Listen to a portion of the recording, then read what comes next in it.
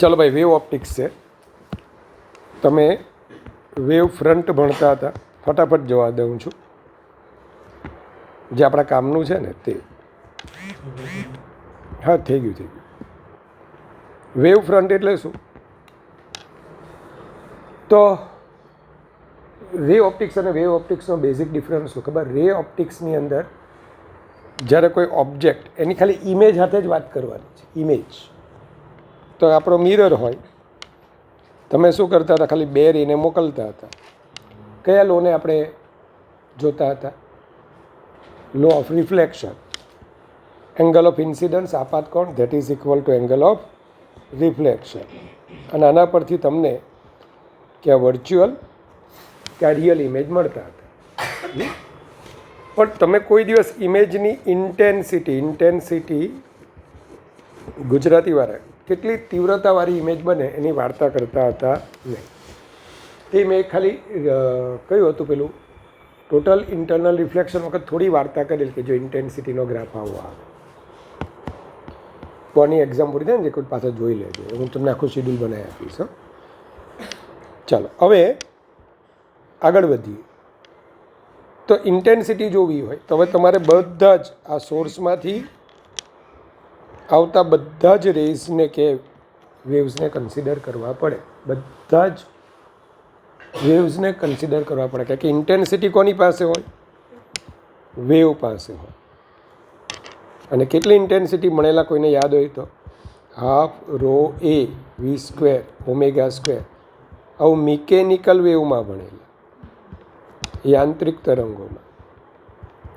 અને EM વેવમાં હજુ આપણું બાકી છે, જે હું છે ને ટ્યુઝડે પૂરું જ કરી નાખીશ. થોડુંક જ છે, અડધો જ કલાકનું છે. તો EM વેવ્સની અંદર ઇન્ટેન્સિટી I બરાબર 0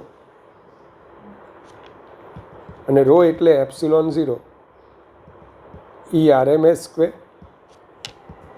અથવા BRMS સ્ક્વેર અપોન મ્યુ 0. કારણ કે તમે આવું ભણતા હતા, રો બરાબર rho E plus rho B that is equal to 2 rho E or 2 rho B. તો અહીંયા ઇન્ટેન્સિટીની વાર્તામાં આ નહીં આવશે. ઇન્ટેન્સિટીની વાર્તામાં કોણ આવશે? 0 વાળું આવશે. તો એ ખાલી ડેરિવેશન છે, નાના નાના છે, ફટાફટ થઈ જશે. અને એટલું જ પૂછાતું છે તમારા નીટમાં. હા, એના અમુક જે છે, અમુક સારા MCQ એ મેં લઈ જ લીધા છે, જે આપણા મોડ્યુલમાં નથી. હવે તો ઇન્ટેન્સિટીની વાર્તા કરવા માટે બરાબર કોઈ સોર્સ હોય. સોર્સ કેટલા ટાઈપના હોય? તો આપણી પાસે અત્યારે બે ટાઈપના સોર્સ હોય. એક લાઇટ સોર્સિસ. કયા સોર્સિસ હોય? એક પોઈન્ટ સોર્સિસ હોય અને બીજું હોય લિનિયર સોર્સિસ, કે જેમાંથી આવા બધા વેવ્સ નીકળતા હોય. હવે આમાંથી કેટલા વેવ્સ નીકળે અનન્ય? તને કોઈ એમ પૂછે કે આમાંથી કેટલા વેવ્સ આવે લક્ષ્યા, તો તું શું જવાબ આપીશ? ઘણા બધા. તો તું જવાબ જ ન આપી શકે પહેલી વાત. પણ તને એમ કોઈ પૂછે આમાંથી કેટલી ઇન્ટેન્સિટી આવે છે, તો તમે જવાબ આપી શકો. કે ઇન્ટેન્સિટી ગણવા માટે ઇન્ટેન્સિટી એટલે energy upon area into time. એનર્જીને કેલ્ક્યુલેટ કરી શકાય, એરિયા ગણી શકાય, ટાઈમ ગણી શકાય. તો તમે ઇન્ટેન્સિટીથી બધું માપવું સરળ પડે. બાકી વેવના કેટલા નંબરના વેવ નીકળે તે અઘરું છે. It's impossible to calculate number of waves. કેટલા તરંગો બહાર આવે છે ઘણું બહુ અઘરું છે. એમ નથી કહેતો કે નથી જ ગણાતું, પણ અઘરું છે. એટલે સાયન્ટિસ્ટોએ શું વિચાર્યું? સાયન્ટિસ્ટોની પણ તમારો યુજિન્સ અથવા હાઈગેન્સ, જેનો દર વર્ષે મારી પર ફોન આવે. હા, આવે ફોન. શું એટલે સપનામાં કે ભાઈ તમે લોકો સપ્ટેમ્બર ઓક્ટોબર અથવા ઓગસ્ટ સપ્ટેમ્બર ઓક્ટોબરમાં મને બહુ ગેસ થઈ જાય. કારણ કે જેડીભાઈ હાઈગેન્સ કર્યા કરતો, એટલે સ્વર્ગમાં બેઠા બેઠા એને બિચારાને ગેસ થઈ જતું. તો ધ્યાન આપજો અહીંયા. એટલે એ ભાઈ એમ કીધું કે ભાઈ બધા વેવને નથી ગણવા, તો એક કામ કરો. What is wave? વેવ એટલે ડિસ્ટર્બન્સ. તો આ તમારો સોર્સ છે. સોર્સમાંથી જે પણ વેવ્સ બહાર આવવાના એ 3Dમાં હરેક ડિરેક્શનમાં બરાબર એ ડિસ્ટન્સ ટ્રાવેલ કરવાના. હરેક ડિરેક્શનમાં એ શું કરશે? સેમ ડિસ્ટન્સ ટ્રાવેલ કરવાના. કારણ કે આપણે જે મીડિયમ લઈએ છીએ ને, આપણું મીડિયમ આઇસોટ્રોપિક છે. ગુજરાતીવાળા સમાંગ અને સમદિગ્ધર્મી છે. અને એની અંદર જે બધા વેવ્સ જશે ને તો દરેક ડિરેક્શનમાં સેમ વેલોસિટીથી જશે. અત્યારે આપણે વેલોસિટી ઓફ શું લીધેલું છે? લાઇટ. તો અહીંથી એક સરખા ડિસ્ટન્સ પર આ બધા ડિસ્ટર્બન્સ એક સાથે પહોંચશે. એટલે આ બધા પોઈન્ટ્સના ઓસિલેશન સેમ ફેઝમાં હશે. અને સેમ ફેઝમાં જ્યારે ઓસિલેશન થાય એમાંથી તમે આવું એક ઇમેજનરી સરફેસ વિચારો તો એ કેવું બનશે? સ્ફિયર બનશે, ગોળાકાર પૃષ્ઠ બનશે. બસ આને આપણે બોલીશું સ્ફેરિકલ વેવ ફ્રન્ટ. તો વેવ ફ્રન્ટ એટલે શું? જેના બધા points have same phase of oscillations. ગુજરાતીવાળા સમાન કળામાં દોલનો કરતું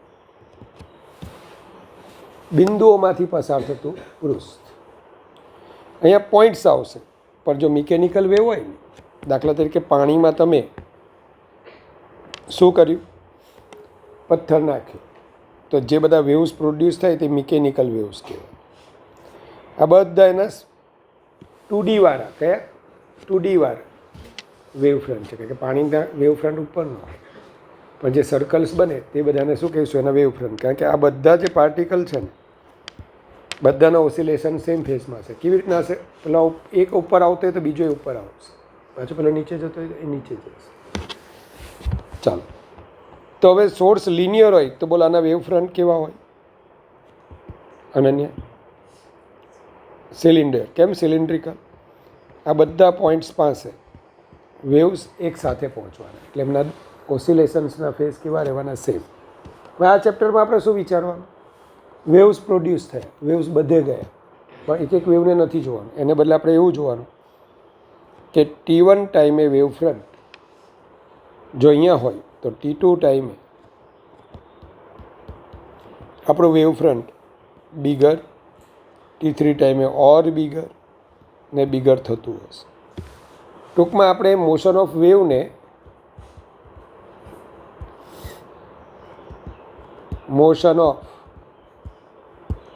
વેવ ફ્રન્ટથી બતાવાય. તરંગ ગતિને આપણે તરંગ અગ્રની ગતિથી બતાવાય. ત્રીજું આવશે કે જે વેવ જે રેઝ પેરેલલ હોય તેના વેવ ફ્રન્ટ કેવા હશે? તો કે જે વેવ્સ પેરેલલ હોય, જે રેઝ પેરેલલ હોય તો એના વેવ ફ્રન્ટ હંમેશા કેવા હશે? પ્લેનર. અને વેવ ફ્રન્ટ એક્ઝેક્ટલી કેવા હોવા જોઈએ? તો કે આપણે ઇક્વિપોટેન્શિયલ સરફેસ છે.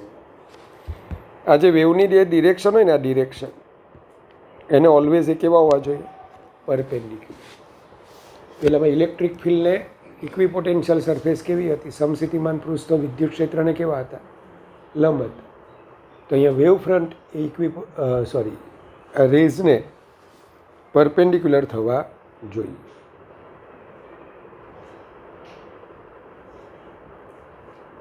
થઈ ગયું? તો આ રીતે તમને જોવા મળશે.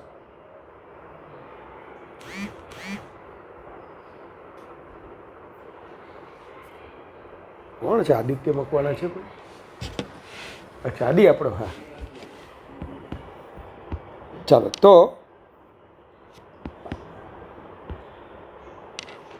તો ત્રણ ટાઈપના વેવ ફ્રન્ટ આવે.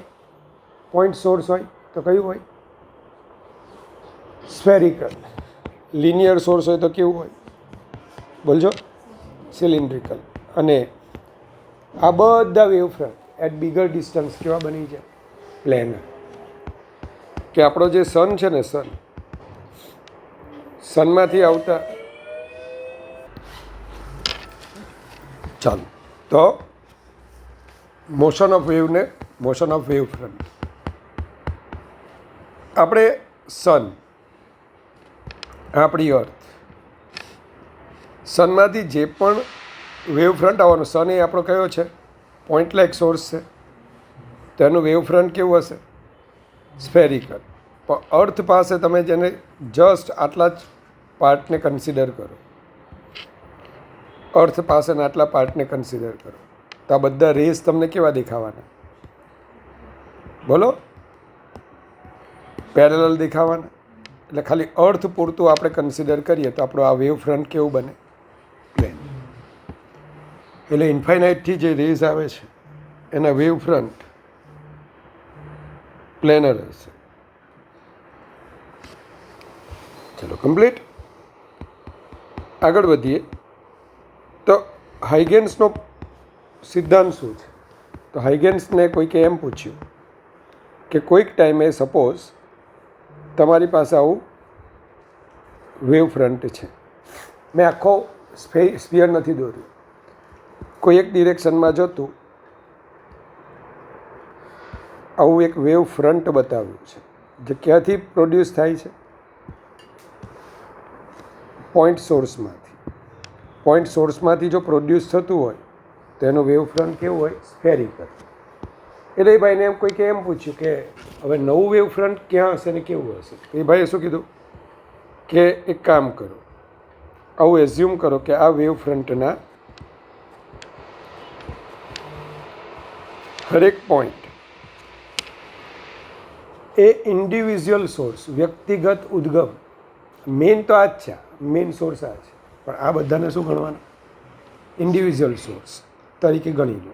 અને એમાંથી હવે આ બધા પોઈન્ટ લાઇક સોર્સ થઈ ગયા, મતલબ કે બિંદુવત ઉદ્ગમ થઈ ગયા, અને એમાંથી આવા સ્ફેરિકલ વેવલેટ્સ, ગુજરાતીવાળા ગોળાકાર ગૌણ તરંગો દોરો. હવે આવા સ્ફેરિકલ વેવલેટ્સ મીડિયમમાં આગળ ને આગળ જશે, અરે હા કે ના, પાછા એક જ વેવ ફ્રન્ટમાંથી આવેલા છે, એટલે બધાના ઓસિલેશનના ફેઝ કેવા હશે, સેમ. તો એમ કીધું કે કોઈક ટી ટાઈમે આ બધાને, કોઈ સ્પેસિફિક ટાઈમે આ બધાને ટેન્જેન્શિયલ સરફેસ દોરો. તો આ જે સરફેસ આવશે ને ત્યાં બધા સ્ફેરિકલ વેવલેટ્સને કોમન ટેન્જેન્શિયલ સરફેસ હશે. ગુજરાતીમાં આ જે નવું દોર્યું ને મેં, આ ટી ટાઈમે હતું, આ ટી પ્લસ ડેલ્ટા ટી ટાઈમે જે દોર્યું એ પેલા બધા જે બરાબર બંધ કરી,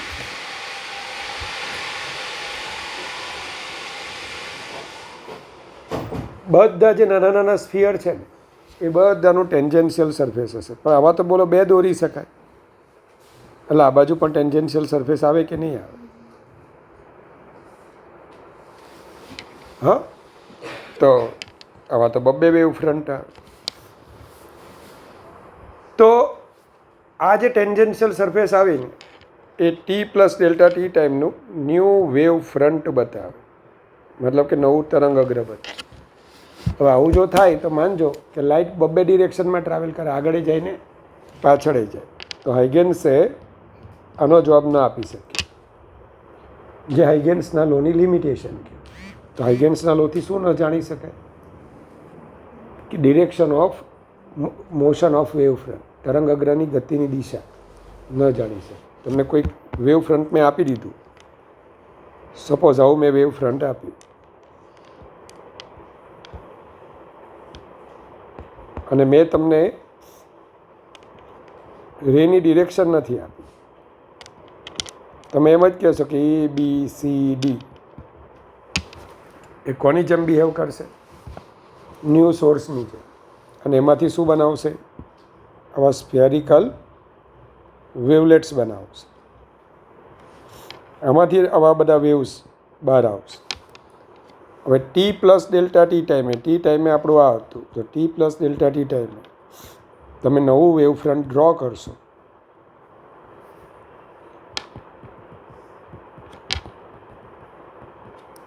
માફ કરજો, ટી પ્લસ ડેલ્ટા ટી ટાઈમે તમે નવું વેવ ફ્રન્ટ આમ ડ્રો કરશો તો કયું ગણવું યુગ? તને સમજ પડે છે હું શું બોલું છું? તો આ વેવ ફ્રન્ટ સપોઝ મેં તમને આ ડિરેક્શન આપેલી હોય તો આને ગણવાનું. કોને ન ગણવાનું? આને ન ગણવાનું. હવે આવું કેમ? તેનું કારણ છે, આ મેઇન સોર્સ છે, બરાબર? માફ કરજો, આ આપણું સેકન્ડરી સોર્સ છે. એમાંથી અલગ અલગ ડિરેક્શનમાં શું આવે છે? આવા બધા વેવ્સ આવે છે. હવે એની ઇન્ટેન્સિટી આ શું છે? આ જે મેઇન વેવ, બરાબર, propagation direction of main wave. હવે અહીંથી વોઇટ અને કિર્ચોફ નામના બે સાયન્ટિસ્ટે એવું કીધું કે મેઇન વેવ જો આમ જતું હોય ને તો એની સાથે થીટા એંગલે જે સેકન્ડરી વેવ જશે, વેવલેટ્સ, ગૌણ તરંગો, એની intensity is proportional to 1 plus cos theta. કોને પર ડિપેન્ડ કરશે? 1 પ્લસ કોસ થીટા. આના માટે થીટા બોલો 0 આવશે તો અહીંયા ઇન્ટેન્સિટી બોલો મેક્સિમમ હશે, કારણ કે કોસ 0 એટલે 1, તો 1 પ્લસ 1 શું થાય? 2 થાય. પણ આ બાજુ જે વેવ્સ જતા હોય ને બાજુ, આના માટે થીટા બોલો પાઈ થઈ જશે, હા કે ને? તો 1 પ્લસ કોસ પાઈ, 1 પ્લસ માઇનસ 1, 0. મતલબ કે અહીંયા ઇન્ટેન્સિટી 0 થઈ જશે. તો તમારે ખાલી આટલું યાદ રાખવાનું છે, સોર્સ કયા ટાઈપનો હોય ને કેવા વેવ ફ્રન્ટ હોય, બરાબર? ઘણી વખત આવું પણ પૂછે કે સોર્સ આપણો પોઈન્ટ છે, પોઈન્ટ લાઈક લિનિયર છે, આ બંનેના રેઝ જે આવે ને, રેઝ એ રેડિયલ ડિરેક્શનમાં કહેવાય. કેવી ડિરેક્શનમાં કહેવાય યુગ? રેડિયલ. રેડિયલ એટલે ગુજરાતીવાળા ત્રિજ્યાવર્તી. તો રેઝ જો રેડિયલ હોય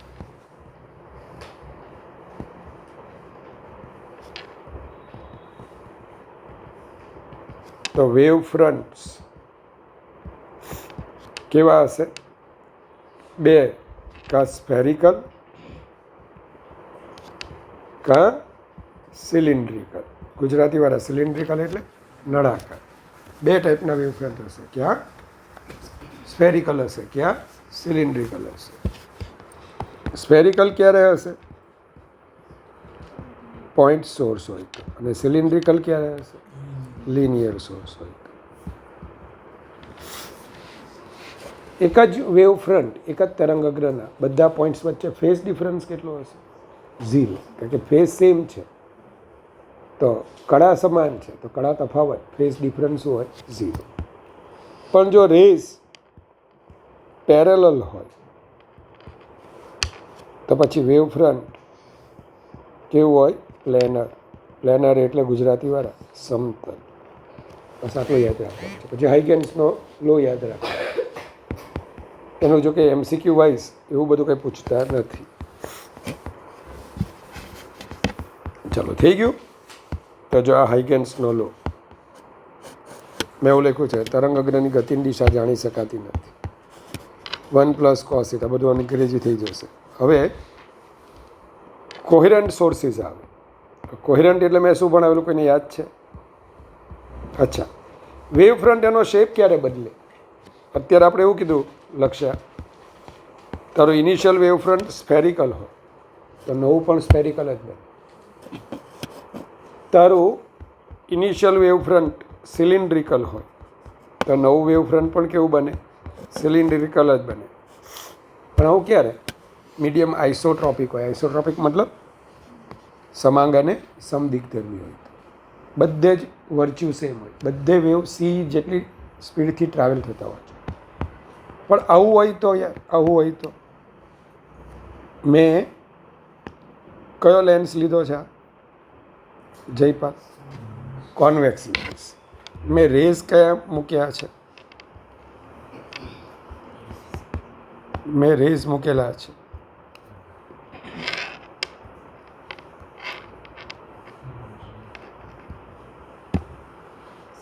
બરાબર. પેરેલલ રેઝ એટલે વેવ ફ્રન્ટ કેવું આવશે?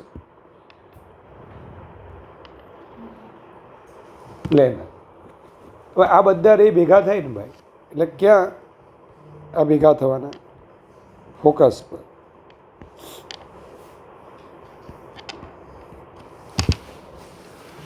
તો હવે આ રેડિયલ વેવ રેઝ થઈ ગયા. રેડિયલ કોઈ જગ્યાએ ભેગા થતા હોય ને એટલે રેડિયલ. તો હવે આનું વેવ ફ્રન્ટ કેવું થઈ જશે? યુગ સ્ફેરિકલ. કેમ આવું થયું? મીડિયમ ચેન્જ થયું. અહીંયા બોલો એની વેલોસિટી સી હતી, અહીંયા બોલો સી બાય એન થઈ ગઈ. એન એનો રિફ્રેક્ટિવ ઇન્ડેક્સ. બીજું, કોઈને ટ્રાવેલ કરવાનો પાથ સરખો મળ્યો હોય, સરખો ન પણ મળ્યો. સમજ્યા? એટલે સોરી, ટાઈમ. પાથ અને ટાઈમ બંને એક જ. જો આ વધારે ડિસ્ટન્સ કવર કરે ક્યાં?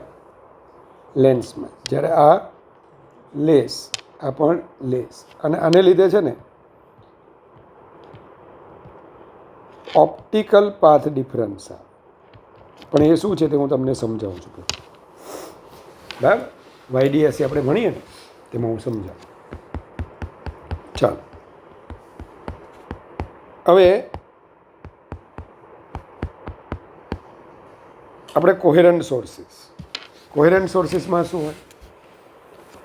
મિકેનિકલ વેવ્સમાં આવું ભણેલા. y1 is equal to a1 sine omega t plus k x, y2 is equal to a2 sine omega t plus k x. આને ફેઝ કહેતા હતા, ખ્યાલ છે ને? જેના ઓસિલેશનના ફેઝ સેમ હોય અથવા ફેઝ ડિફરન્સ કોન્સ્ટન્ટ રહેતો હોય. ફેઝ કાં તો સેમ અથવા ફેઝ ડિફરન્સ કેવો રહેતો હોય? કોન્સ્ટન્ટ. તો એમને આપણે શું બોલીશું? બોલજો. કોહેરન્ટ સોર્સિસ. શું બોલીશું એને? કોહેરન્ટ. શું સંબંધિત કરવું? જો અહીંયા મેં શું રાખ્યું છે? Omega t plus k x plus 30, omega t plus k x plus 60.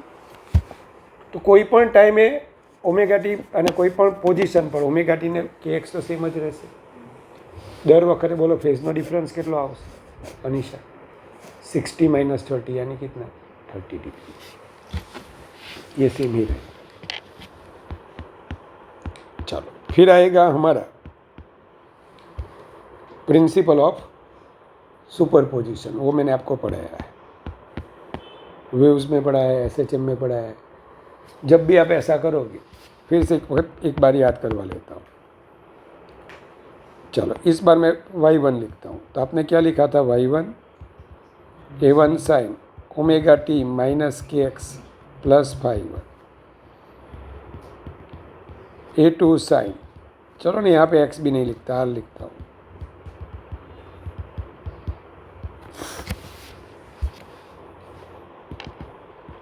Superposition का प्रिंसिपल क्या कहता है? y is equal to y1 plus y2. अब ऐसे कैसे करना होता है? एक हम रेफरेंस डायरेक्शन लेंगे. इसे हमने बोला था डेल्टा 1, इसको क्या बोला था? डेल्टा 2. अब यहाँ से आप डेल्टा 1 एंगल पे a1 जितना मैग्नीट्यूड वाला वेक्टर ड्रॉ करेंगे, वेक्टर. फिर इसके हेड पे कितने एंगल पे? डेल्टा 2. फिर इसका टेल उसका हेड ज्वाइन कर लेंगे, ये आपको मिल जाएगा ये. या फिर आप ऐसा भी कर सकते हो. क्या? आपने ऐसा भी आप ड्रॉ कर सकते हो. ये रेफरेंस डायरेक्शन, ये a1, यहाँ से ही a2. ये कितने एंगल पे? डेल्टा 1. ये कितने एंगल पे? डेल्टा 2. ये हमारी रेफरेंस डायरेक्शन. अब यहाँ से आपको क्या करना है? पैरेललोग्राम बना देना है. तो ये आ जाएगा आपका ये. सेम टू सेम है, देखो. और a की वैल्यू क्या लिखोगे आप? Under root a1 square plus a2 square plus 2 cos delta 2 minus delta 1. ये दोनों के बीच का एंगल क्या आएगा? Delta 2 minus delta. सही है? પેરેલેલોગ્રામના લોથી પણ લખે. પછી તો મેં તમને એસએચએમમાં તો આવું પણ ભણાવેલું કે એ સાઇન ઓમેગા ટી હોય plus B cos omega t હોય. ડાયરેક્ટ આનો એમ્પ્લિટ્યૂડ શું લખતા હતા? A square plus B square. અને પેલો ફાઈ લખતા હતા ને, phi tan inverse B by. હમણાં તમે રિવિઝન ચાલુ કરો ને તો પહેલાં પેલી થિયરી વાંચવા, મેં જે થિયરી લખેલી છે તે ન આવડતા પર ફરી પાછા તમારે ને કહી દેવાનું કે ભાઈ આમાં હજુ જતું નથી. એટલે તમારે આ પરીક્ષા પૂરી થાય ને એટલે એ બધા ચેપ્ટરનું હું તમને કહી જ દઈશ કે ચાલો અડધો કલાકમાં એ ચેપ્ટર તમારું રિવાઇઝેથી.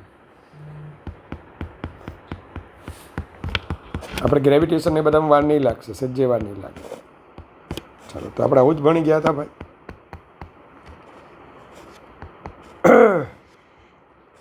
ચાલો, હવે ઇન્ટરફિયરન્સ. તો ઇન્ટરફિયરન્સમાં મેં શું સમજાવેલું, હું ફટાફટ આખું ઇન્ટરફિયરન્સ અહીંયા હું લખી જ દઉં છું.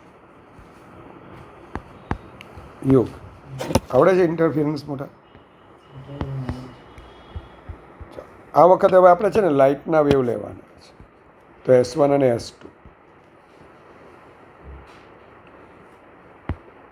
આ S1માંથી એક વેવ આવે છે અને મીડિયમના P પોઈન્ટ પાસે પહોંચે છે. સેમ ટુ સેમ S2માંથી પણ એક બીજું વેવ આવે છે મીડિયમના P પોઈન્ટ પાસે પહોંચે છે. હું ફટાફટ લખતો રહીશ. ત્યાં મેં મિકેનિકલ વેવ લીધેલા એટલે વાયનું ઇક્વેશન લીધેલું. આજે EM વેવ છે. હવે EM વેવમાં પણ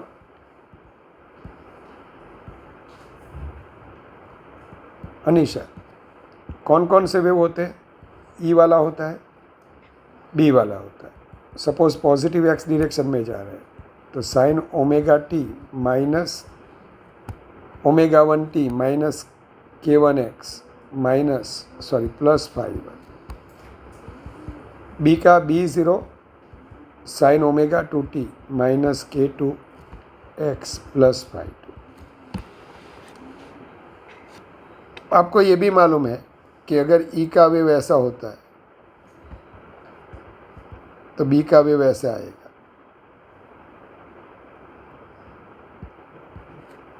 क्योंकि ई क्रॉस बी यानी ई क्रॉस बी ની ડિરેક્શન આની ડિરેક્શન ઓફ પ્રોપેગેશન. આવું તમને જોવા મળે. ઈ ક્રોસ બી ડિરેક્શન ઓફ શું થાય? પ્રોપેગેશન.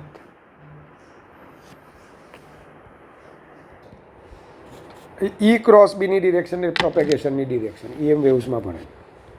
હવે આમાં છે ને જ્યારે આપણી આઈમાં મતલબ કે અહીંયા જો મારે આવું લખવું હોય તો અહીંયા વેક્ટર E વાય લખું ને અહીંયા તો બોલો વેક્ટર બી બોલો ઝેડ લખવું પડે. ચેક કરો તો E ક્રોસ બી એટલે કે આને આપણે લખશું જે કેપ, આને લખીશું કે કેપ. ચલો જે ક્રોસ કે આઈ થાય. આવું આપણે ત્યાં શીખીશું અત્યારે. અને અલગ અલગ છે વેરાયટી પાછી.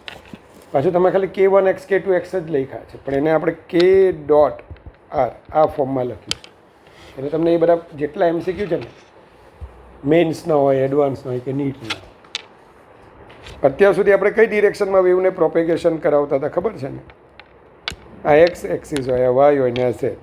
તમારું વેવ ખાલી EM વેવ કાં તો એક્સ એક્સિસ પર જાય કાં તો વાય એક્સિસ પર જાય. હવે એક્સ એક્સિસ પર જાય પોઝિટિવ એક્સ એક્સિસ તો તમે આવું કરતા ઓમેગા ટી માઇનસ KX અને नेगेटिव एक्स एक्सिस पर जाए तो ओमेगा टी प्लस KX. पर अनिशा वेव है उसका मंतक चारों दिशाओं में घूमने का होता है.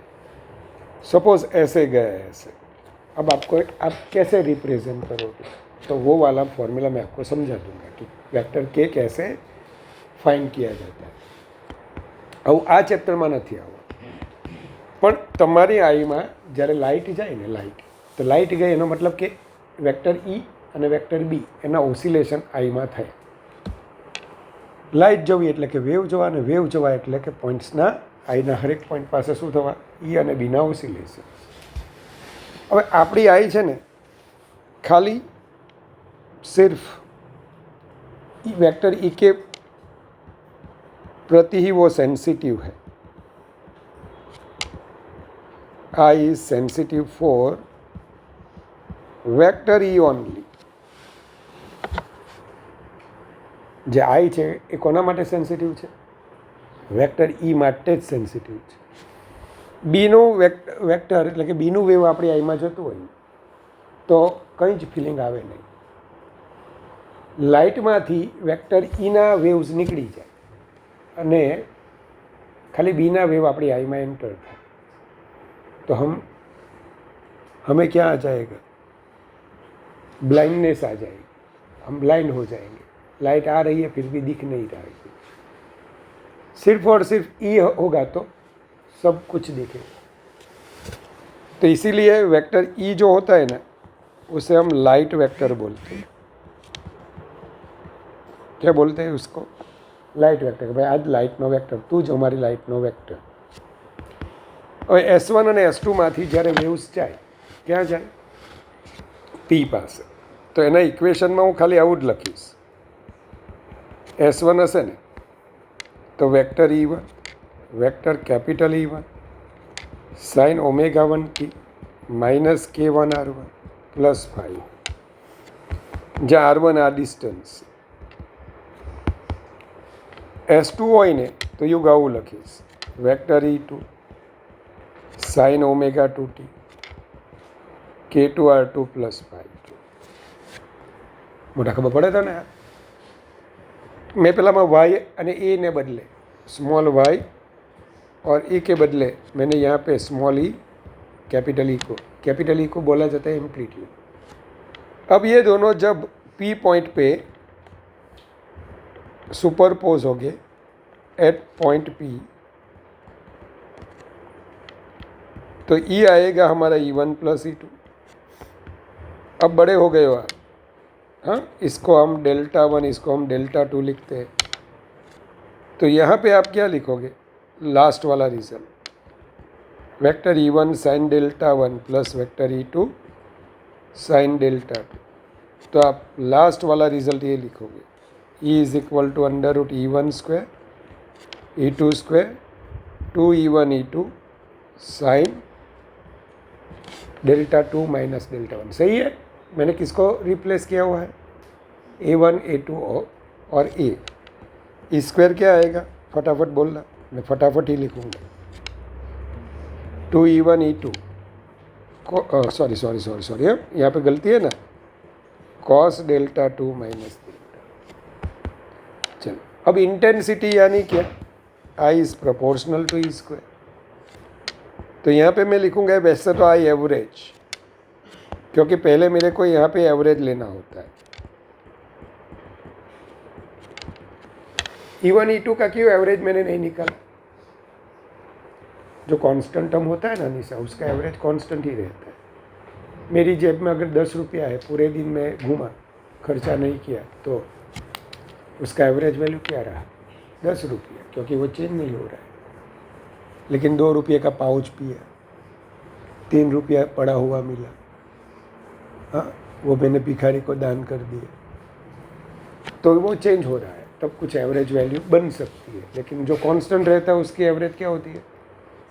तो E1 कांस्टेंट है, E2 कांस्टेंट है, 2E1 E2 भी कांस्टेंट है. हाँ, यहाँ पे मेरे को क्या लिखना पड़ेगा?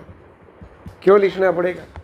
जब आप डेल्टा 2 माइनस डेल्टा 1 करोगे ना तो आपको क्या मिलेगा? ω2 minus ω1t minus K2R2 minus K1R1 plus, माफ करना, सही है, अच्छा, प्लस 5 माइनस 5. ऐसा ही आपको मिलेगा. तो यहाँ पे टाइम है ना, टाइम चेंज हो रहा है. टाइम अगर चेंज होगा तो कॉस भी बदल जाएगा. तो कॉस का एवरेज वैल्यू होना चाहिए, ऐसा मैंने पढ़ाया था. अब intensity I is proportional to E square. यहाँ पे बेसिकली क्या लिखा जाता है? I एवरेज लिखा जाता है. लेकिन हमारे गधों ने क्या लिखा है? सिर्फ I. तो I is equal to I1 I2 two √I1 I2 cos delta 2 minus delta. फिर मैंने आपको ये पढ़ाया था, याद आ रहा है सब कुछ? अब सेम टू सेम आ गया. सिर्फ ई को रिप्लेस किया कैपिटल ई से, सॉरी वाई को रिप्लेस किया स्मॉल ई से, और कैपिटल ई को रिप्लेस किया कैपिटल ई से, बाकी सेम टू सेम थी। फिर हमने क्या बोला था, इनकोहेरेंट सोर्सेस। वो कैसे होते हैं इनकोहेरेंट सोर्सेस? जिसका ओमेगा 1 और ओमेगा 2 सेम नहीं होता है। अब ओमेगा 1 ओमेगा 2 सेम नहीं है तो लक्ष्य टी बच गया, क्योंकि ओमेगा 2 माइनस ओमेगा 1 करोगे कुछ तो मिलेगा ना, तो यहाँ पे टी बच जाएगा। अगर टी बच गया तो cos of something t, average cos of something t 0, तो यहाँ पे आ जाएगा आपका cos of delta 2 minus delta 1 that is equal to 0। तो इंटेंसिटी क्या आएगी? तो यहाँ पे कुछ ऐसा नहीं हो रहा कि जिसकी हमें चाह है।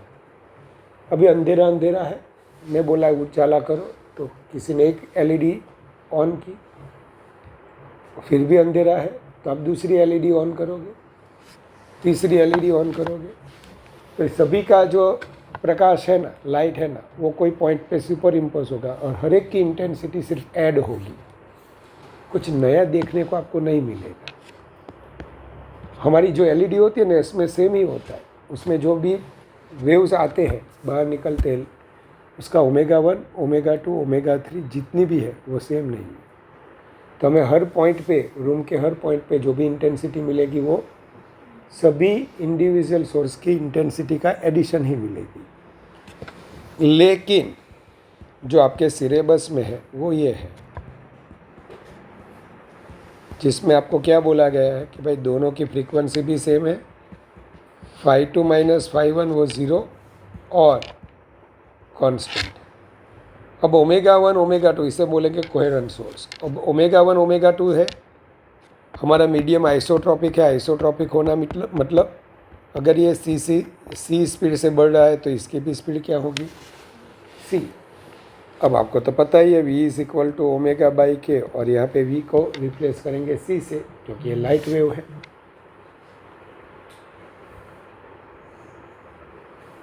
ये क्या है हमारा, लाइट वेव है। तो omega 2 minus omega 1 t minus k2r2 minus k1r1 plus φ2 minus φ1। अब अगर माफ करना यार, બધું ભૂલાઈ ગયું, આ બધા ફોન એવા है ને રવિવારે ચપ્પા નહીં દે।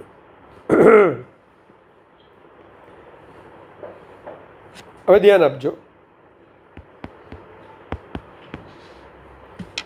तो v is equal to c is equal to omega by k, c same omega same तो के भी सेम रहना चाहिए।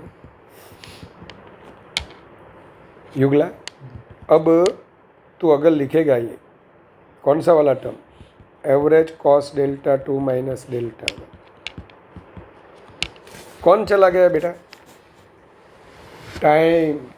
तारी टाइम का जाना यानी कांस्टेंट का मिलना, क्योंकि यहाँ पे वेरिएबल सिर्फ क्या था, चल कोण હતો, टाइम હતો, बाकी बीजू બધું કેવું હતું, ચલ બીજું φ2 માઇનસ φ1 ને પણ મેં 0 લઈ લીધા, હા આને પણ મેં 0 લઈ લીધા। તો cos ઓફ અને k કોન્સ્ટન્ટ છે, minus KR2 minus R, cos of minus theta यानी क्या आएगा अनिशा, कॉस थीटा।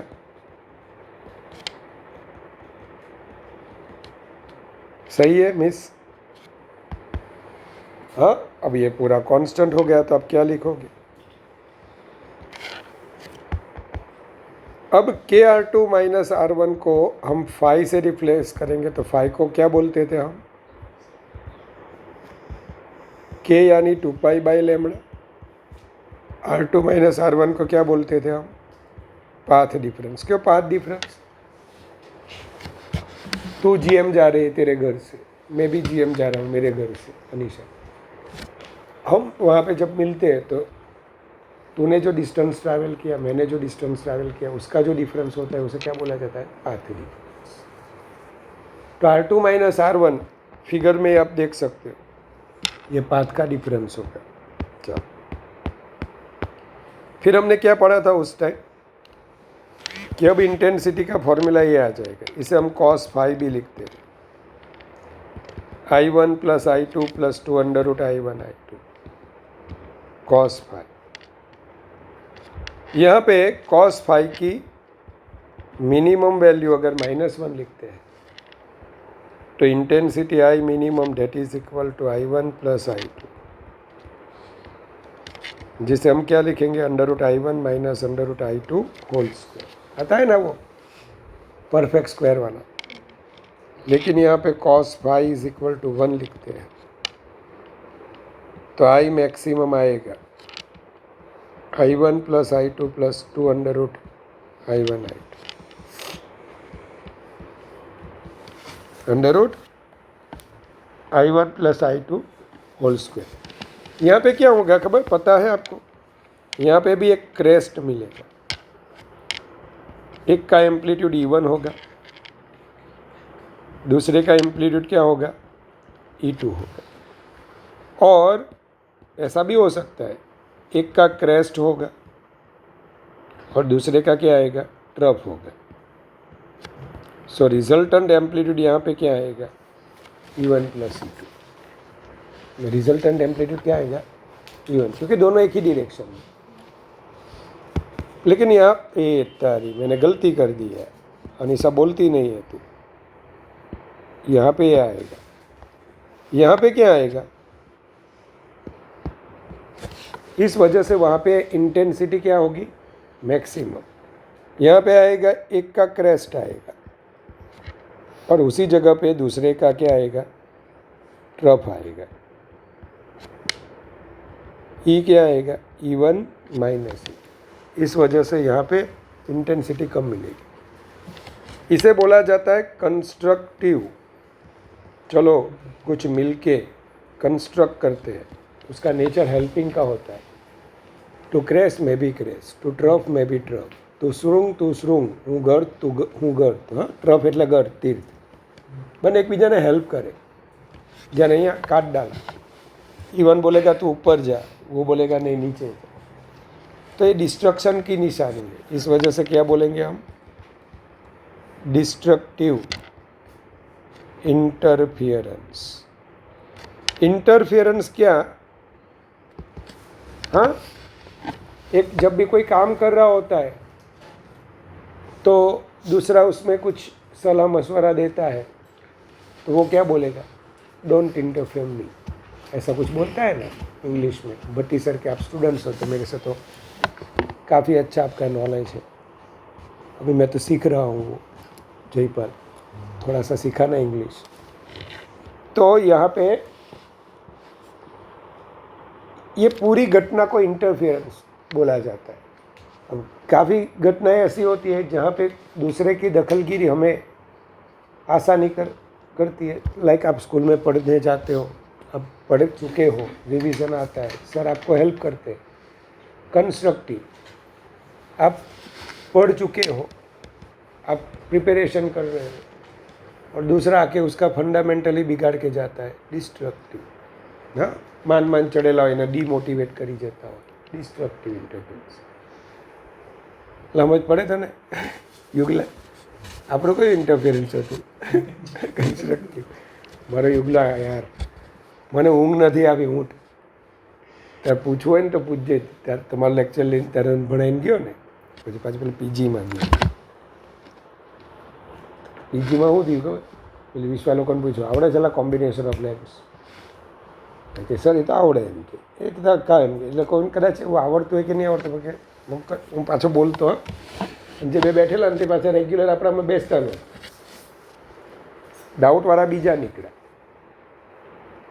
અને ડાઉટમાં પાછી જે થિયરી કરાવી મારી બેઠું એ જ બેઠું પૂછાય 4 માર્કના ક્વેશ્ચન ને હા ફૂલ વેવ રેક્ટિફાયર માટે ગેરંટી આપેલી। કાલે નહીં પૂછાય ને તો પોદળા વણીશ પરમ દિવસથી, પછી ભૂલી જજો કે કોઈ ફિઝિક્સ તમને ભણાવવા આવતું, એમ જ કીધેલું।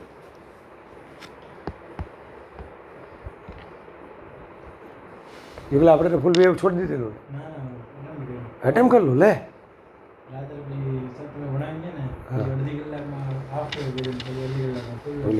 લે ત્યારે ચાલ નસીબ મારે યોગે આખું સેમી કંડક્ટરને મૂકેલું જ હતું, વાંધો નહીં ચાલ ચાલો, તો કન્સ્ટ્રક્ટિવ અને ડિસ્ટ્રક્ટિવ આવા બે ટાઈપના ઇન્ટરફિયરન્સ આવે. હવે આમાં અલગ અલગ ઇન્ટેન્સિટી છે, એટલે જ્યાં ડિસ્ટ્રક્ટિવ થાય ને ત્યાં લાઇટની મિનિમમ ઇન્ટેન્સિટી રહી જ. પણ ઇફ જો I1 અને I2 બંને સેમ જ કરી નાખે તો ઇક્વેશન તમને ખબર જ છે કે હવે I0 plus I0 plus 2 √I0 cos phi, અને એનું સિમ્પ્લિફિકેશન તમને મેં મોડે કરાવેલું જ હતું, cos સ્ક્વેર phi બાય 2. અને મેં તમને આ રીતે પણ યાદ રાખવા કીધેલું.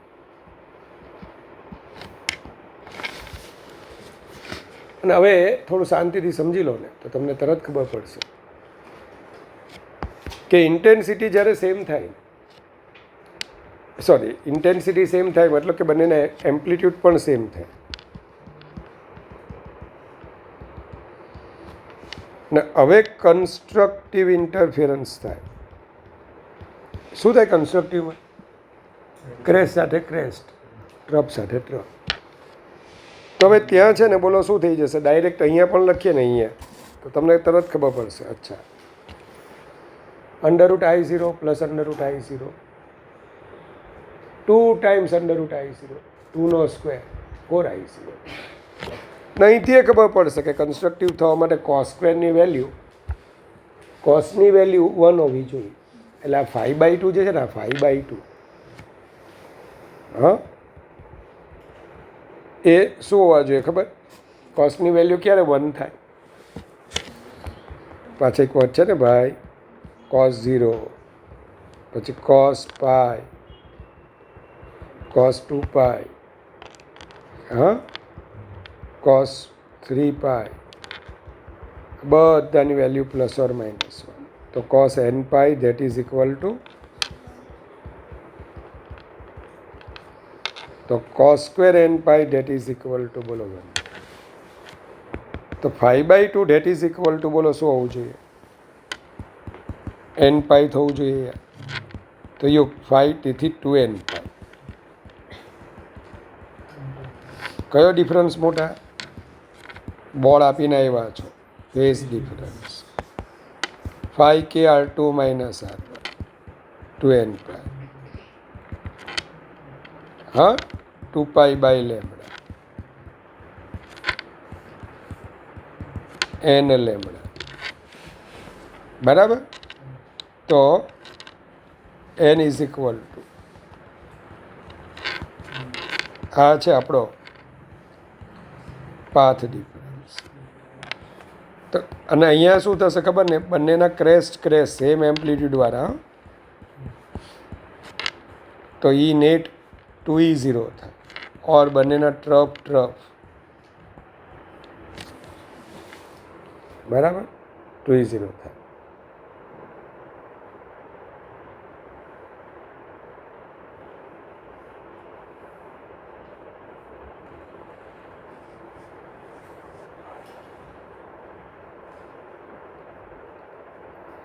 પેલા ભાઈ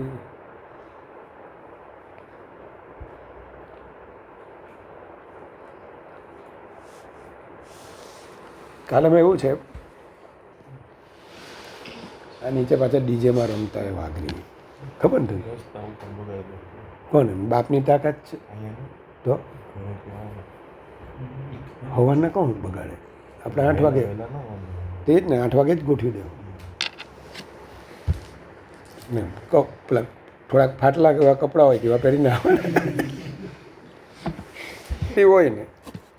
તો ડિસ્ટ્રક્ટિવની અંદર તમને ખબર છે કે cos pi/2, 3 pi/2, આ બધું 0. તેનો મતલબ કે જો અહીંયા phi તરીકે શું હોય યાર? 2n - 1 pi/2 હોય ને તો બધું થાય છે. પણ 5/2 બરાબર મને માફ કરજો, કોસની અંદર 5/2 છે ને, એટલે સાહેબે તમને આવું કીધેલું 2n - 1 pi, બરાબર છે. એમ તો તમને 2n + 1 pi કીધેલું કે 2n - 1 pi પ્લસ ને, આપણે માઇનસ જ રાખો. આપણા માટે n છે ને, n એ બહુ ઇમ્પોર્ટન્ટ નંબર છે. કેમ છે તે તમને કહું. n ઇઝ ઇક્વલ ટુ 0 ના આવશે. અહીંયા nની તમે 2n+1 લખશો ને લક્ષ્યા, તો એન તારે 0થી સ્ટાર્ટ કરવાનું, બટ એનું કોઈ ફિઝિકલ મિનિંગ નથી. પણ અહીંયા એનને એક ફિઝિકલ મિનિંગ છે. ત્યાં બાજુમાં લખ્યું પણ છે કે MCQ માટે 2n-1. તો એમ કરતાં આપણે હું કામ એવું યાદ રાખીએ. ઓડ નંબર લેવો હોય ને તો 2n-1 લખો, ઓડ એટલે એકી સંખ્યા, તો 1થી સ્ટાર્ટ કરવાનું. 2n+1 લખો તો 0થી. પણ આપણા માટે 2n-1 જ રાખવા. 5 એટલે બરાબર KR2 - R1 K 2π/λ R2 - R1.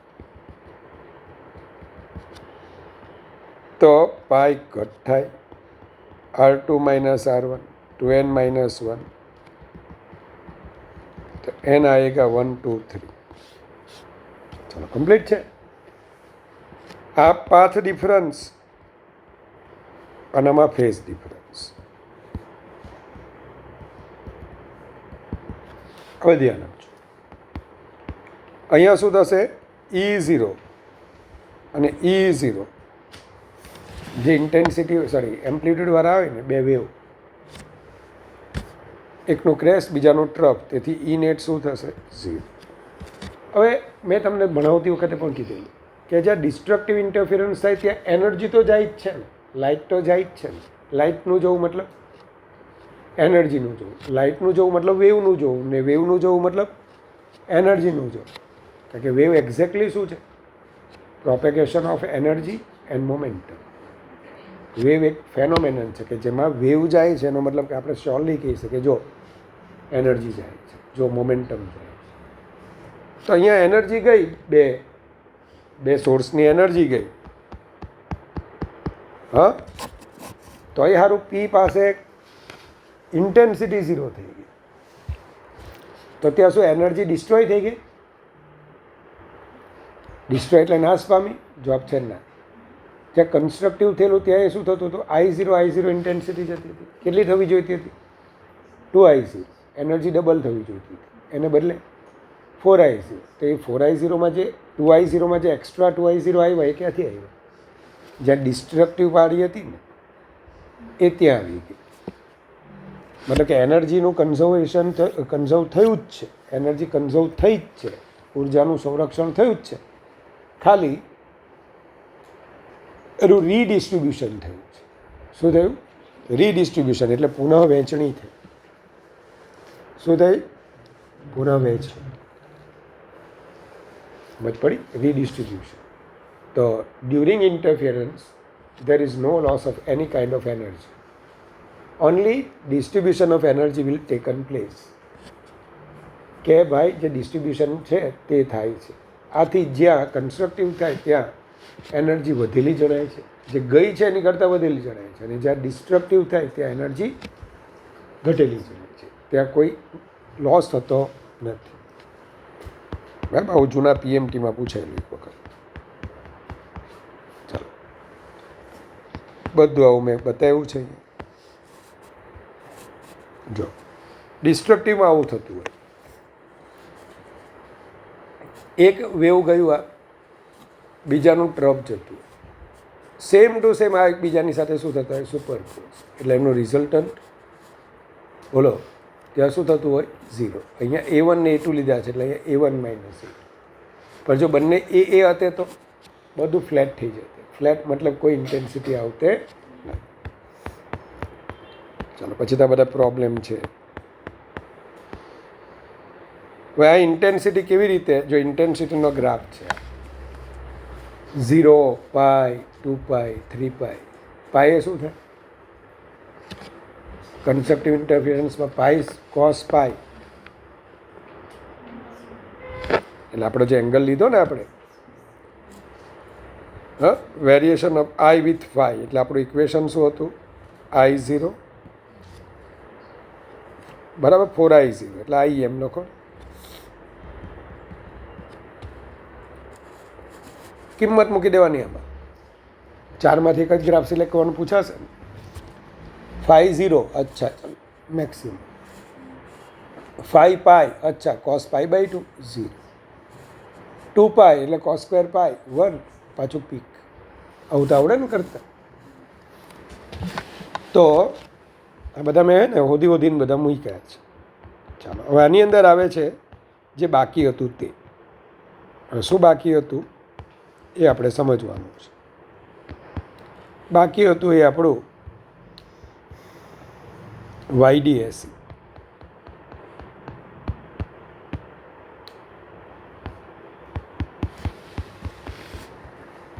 હવે કોહેરન્ટ સોર્સિસ મેળવવા તમને ખબર છે કે કન્સ્ટ્રક્ટિવ કે ડિસ્ટ્રક્ટિવ ઇન્ટરફિયરન્સ, સહાયક કે વિનાશક વ્યતિકરણ કરવા માટેની નેસેસરી કન્ડિશન શું? કઈ શરત? ω1 ઇઝ ઇક્વલ ટુ ω2.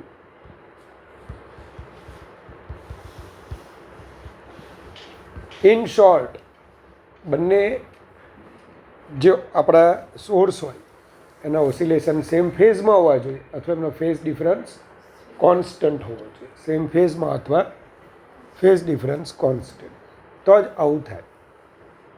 બે એલઈડીની મદદથી આપણા ઘરમાં આવું આપણે મેળવી ન શકીએ. એટલે કોહેરન્ટ સોર્સ બનાવવા માટે થોમસ યંગે આવો એક્સપેરિમેન્ટ કર્યો. સોડિયમ લેમ્પ લીધો, કારણ કે સોડિયમ લેમ્પ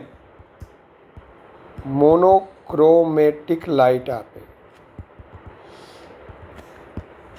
મતલબ મોનોક્રોમેટિક લાઇટ મતલબ એક રંગી પ્રકાશ આપે ગુજરાતીમાં. આમાં એક જ વેવલેન્થ હશે, એક જ તરંગ લંબાઈ હશે. હવે એને ક્યાં એણે ઇન્સિડન્સ આપી? આ એક સ્લીટ પર. Sleet is a very narrow passage that is provided for, બરાબર, લાઇટ પ્રોપેગેશન, કે ભાઈ લાઇટને પ્રોપેગેશન કરવા માટે એકદમ નેરો સ્પેસ, કે તારે અહીંથી જ જવા. અહીંયા એક સ્લીટ રાખી, અહીંથી S1 અને S2 ડિસ્ટન્સ પર એને બીજી બે સ્લીટ રાખી. એનો ઇન્ટેન્સ શું હતો ખબર? ભલે અહીંયા બધાનું ω1 ઇઝ નોટ ઇક્વલ ટુ ω2, પણ હવે હાઇગેન્સનો લો શું કહે? આ જે S0 છે અને હરેક point બિહેવ્સ as a secondary source, અને એમાંથી આવા સિલિન્ડ્રિકલ વેવ ફ્રન્ટ બહાર આવશે. કેવા વેવ ફ્રન્ટ? સિલિન્ડ્રિકલ.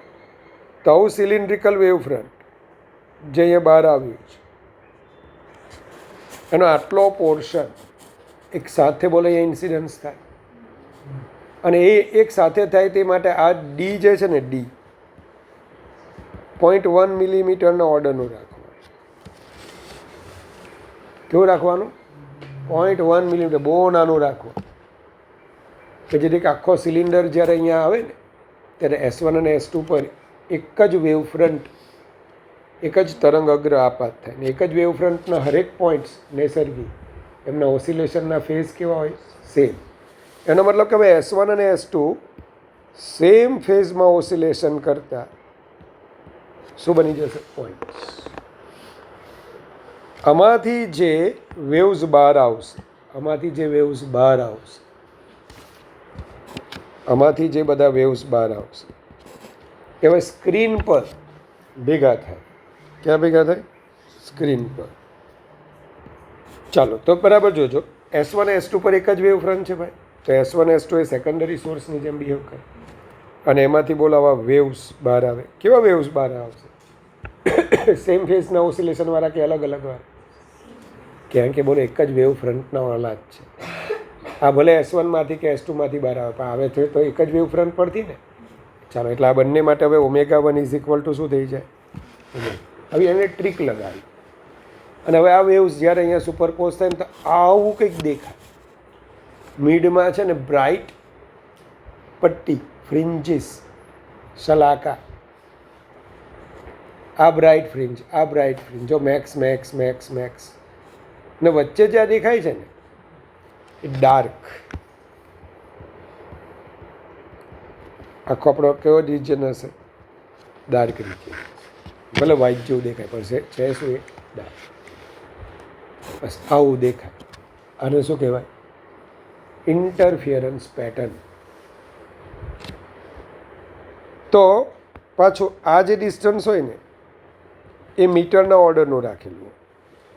અને આ કેટલું આવ્યું 0.1 મિલીમીટર, એટલે મિલીમીટરનો પણ 10th પાર્ટ, એટલું બધું નજીક. ત્યારે આવી પેટર્ન તમને ફોર્મ થતી દેખાય. પહેલાં આવતો આ એક્સપેરિમેન્ટ, પહેલાં બોર્ડમાં આવતો, છેલ્લા લગભગ 16 કે 17થી નીકળી ગયો, ના એ પહેલાં નીકળી ગયો હતો, સેમેસ્ટર સિસ્ટમથી નીકળી ગયો. ચાલો, જો એક્ઝેક્ટલી ઘટના આવી છે ખબર ને, આ ઇન્સિડન્ટ વેવ S0માંથી વેવ્સ બહાર આવે, તમે ચેક કરો તો એક જ વેવ ફ્રન્ટ અહીંયા આવ્યું છે, જોયું? કારણ કે S થી S1 અને S થી S2નું ડિસ્ટન્સ કેવું સેમ, એક જ વેવ ફ્રન્ટ આવ્યું. હવે S1 S2 બિહેવ્સ એઝ અ